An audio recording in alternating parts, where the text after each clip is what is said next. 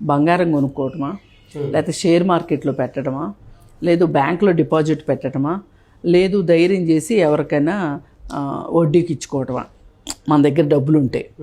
వీటన్నిటిలో చూసుకుంటే గనక మనకి అత్యుత్తమంగా కనిపిస్తున్నది ఏంటి అంటే రియల్ ఎస్టేట్.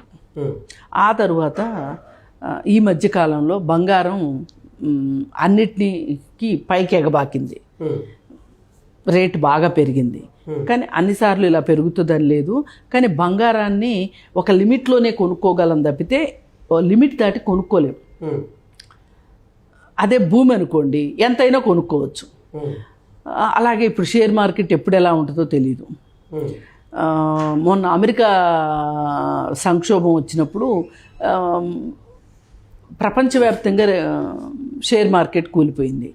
అలాగే బయట వ్యక్తులకు అప్పులు ఇచ్చి ఎవరెవరు ఎన్నెన్ని కష్టాలు పడుతున్నారో ఎన్నెన్ని నష్టాలు పోయారో అందరికీ తెలిసిన విషయమే. పోనీ బ్యాంకులోనే డిపాజిట్ పెట్టుకుందాము అంటే గనక బ్యాంక్ డిపాజిట్ ఇచ్చే ఇంట్రెస్ట్ రేటు తక్కువ ఒకటి, పైగా ఆ వచ్చే ఇంట్రెస్ట్ మీద ట్యాక్స్ వేస్తారు. ఇప్పుడు ల్యాండ్ కొనితే మళ్ళీ అమ్ముకుంటే కూడా క్యాపిటల్ గెయిన్స్ వస్తాయి, అది వేరే విషయం.